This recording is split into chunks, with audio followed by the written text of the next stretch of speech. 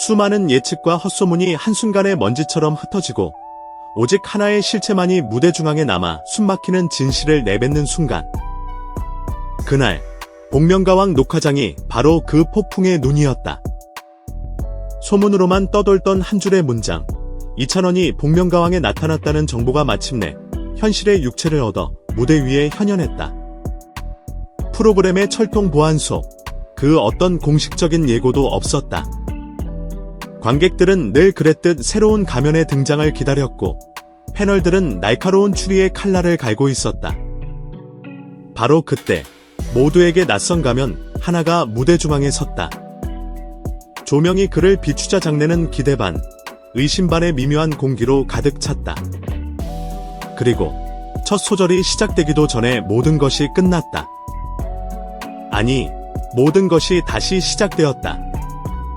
그가 내뱉은 첫 음절은 단순한 노래의 시작이 아니었다. 그것은 스튜디오 전체를 향해 던져진 거대한 미스터리의 서막이자 모든 청중의 귀를 의심하게 만드는 치밀하게 설계된致命적 선전포고였다. 밝고 경쾌한 리듬이 흘렀지만 그 속을 유영하는 그의 호흡과 발성은 한치의 오차도 없는 저격수의 그것처럼 냉철하고 정교했다. 모서리를 둥글게 깎아낸 모음 처리는 익숙한 듯 낯설었고 힘을 완전히 빼는가 싶더니 순식간에 절정으로 밀어올리는 다이내믹은 청중의 심장을 마음대로 주무르는 마에스트로의 지휘봉 같았다. 패널들의 표정은 굳어졌다. 그들의 추리 노트는 방향을 잃고 표류하기 시작했다. 객석은 반박자 늦게 술렁였다. 누군가는 딕숙한데 라고 속삭였고 다른 누군가는 다니야 절대 아닐 거야 라고 고개를 저었다. 익숙함과 낯설미 공존하는 이 역설적인 순간, 복면가왕의 본질인 가면이라는 장치가 역사상 가장 완벽하게 작동하고 있었다. 노래가 한 곡, 두 곡 넘어가자 그의 의도는 더욱 악마적으로 선명해졌다. 이것은 단순한 정체 숨기기가 아니었다. 자신의 모든 것을 해체하고 재조립하여 완전히 새로운 페르소나를 창조해낸 예술적 사기극에 가까웠다. 그는 자신의 가장 강력한 무기이자 정체성의 증거인 특유의 트로트 꺾기를 철저하게 봉인했다. 마치 전설적인 검객이 자신의 주무기를 버리고 나뭇가지 하나로 상대를 제압하려는 듯한 무모하고도 자신감 넘치는 선택이었다. 그 빈자리는 길게 뻗어나가는 프레이징과 팝 발라드 스타일의 호흡법으로 채워졌다. 문장들은 노래가 아니라 한편의 서사시처럼 들렸다. 고음은 힘으로 밀어붙이는 대신 공기를 밀어내는 방식으로 과시보다 서사를 택했다. 중저음은 마치 비밀을 속삭이듯 낮게 깔아 그만의 캐릭터를 구축했다. 간주 부분에서조차 그는 동선을 크게 쓰지 않았다. 대신 반박자 빠른 마이크 워킹과 시선 처리로 무대의 물리적 중심이 아닌 노래의 중심이 바로 여기 있음을 모든 관객의 뇌리에 각인시켰다. 요란하지 않았기에 오히려 더 파괴적인 테크닉이었다. 무대의 설계는 더욱 영리했다. 그는 전혀 다른 골격을 가진 두 곡을 배치하여 청중의 추리력을 극한의 혼돈으로 몰아넣었다. 첫 곡에서는 리듬 구간의 레가토를 짧게 끊어 강약을 조절하고 후렴에서만 감정선을 폭발시키는 밀당 전략을 구사했다. 반면 두 번째 곡에서는 초반의 감정을 지하실 깊숙이 억누르다가 브릿지 부분에서 마치 댐이 터지듯 의도적으로 감정의 결을 터뜨려버렸다. 이 극단적인 대비는 패널들의 추리 회로를 완전히 태워버렸다. 저렇게 호흡을 쓰는 가수였나? 첫 곡과 두 번째 곡의 주인이 정말 동일 인물이란 말인가?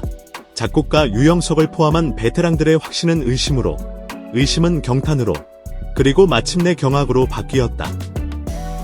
스튜디오의 박수는 점점 길어졌다.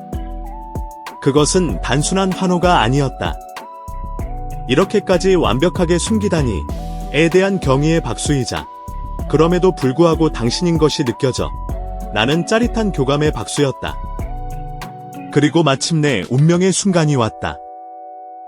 모두의 예상을 깨고 복면을 벗는 타이밍이 갑작스럽게 당겨졌다. 가면 아래의 얼굴이 드러나자 스튜디오는 마치 시간이 멈춘 듯 찰나의 정적에 휩싸였다. 그것은 폭발 직전에 아주 짧고 밀도 높은 침묵이었다. 그리고 다음 순간 뒤늦은 파도처럼 거대한 탄성이 스튜디오를 집어삼켰다. 패널석에서는 우승이라는 환호와 가. 놓쳤다. 라는 탄식이 동시에 터져나왔다. 녹화장을 지켜본 다수의 증언에 따르면 작곡가 유영석은 목소리의 힌트를 몇 번이나 들었지만 도저히 같은 사람이라고 확신할 수가 없었다며 혀를 내둘렀다고 한다. 그의 아쉬움은 단순히 정답을 맞히지 못해서가 아니었다. 수십 년간 수만 개의 목소리를 들어온 업계 베테랑조차 한 가수가 자신의 팔레트를 이토록 완벽하게 바꿔 무대에 오를 것이라고는 상상조차 하지 못했다는 충격의 표현이었다. 이 경이로운 무대의 핵심은 변장이 아니라 변주였다.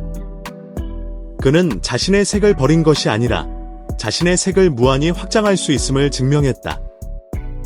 본체를 가린 것이 아니라 본체가 얼마나 거대한 스펙트럼을 가진 존재인지를 역설적으로 증명해냈다. 그래서 가면이 벗겨진 순간은 민망함이 아니라 카타르시스였다. 관객들은 이 정도로 숨겼다면 속아줄 만하지 라고 납득했고, 음악계는 이 정도로 숨길 줄 안다면 다음엔 더 큰 그림을 맡겨도 되겠다고 계산했다. 방송 후 그는 제작진과의 인터뷰에서 이렇게 말했다는 후문이다. 사람들이 제 목소리를 바로 알아채지 못했다면 그건 제 단점이 아니라 제가 가진 스펙트럼의 증거라고 생각합니다. 이 한마디는 그의 무대가 단순한 예능적 재미를 넘어 아티스트로서의 언어를 확장하는 거대한 사운드 프로젝트였음을 명확히 했다. 그의 전략은 현미경으로 들여다볼수록 더욱 경이롭다. 첫 소절의 호흡 길이는 평소보다 절반 가까이 짧게 가져가며 정체를 감추는 동시에 가사 전달력을 유지했다. 비음의 비율을 줄이고 성구 전환을 명확히 구분하여 톤의 도장을 흐렸다. 그러나 문장 끝의 종성 처리는 평소보다 더 또렷하게 마감하여 낯설지만 정확하게 들리는 이중적인 효과를 만들어냈다. 클라이맥스에서는 자신의 최대 강점인 폭발적인 탑 노트를 과시하는 대신 하행하는 멜로디로 감정의 여운을 남겼다. 귀는 높이에 놀라지만 마음은 여운에 머문다. 그는 정확히 후자를 선택했고 그 선택은 심사위원과 청중의 마음을 완벽하게 꿰뚫었다. 이 무대는 그의 커리어에 어떤 함의를 남기는가? 첫째, 트로트 가수라는 낡은 프레임을 가장 효과적인 방식으로 파괴했다. 이름 없이 오직 목소리만으로, 그것도 장르 밖의 레퍼토리로 환호를 얻어내며 그는 스스로의 한계를 가뿐히 넘어섰다. 둘째, 콜라보의 지평이 무한대로 넓어졌다. 웰메이드 OST, 재즈 크로스오버, 포크 듀엣, 심지어 EDM 발라드까지.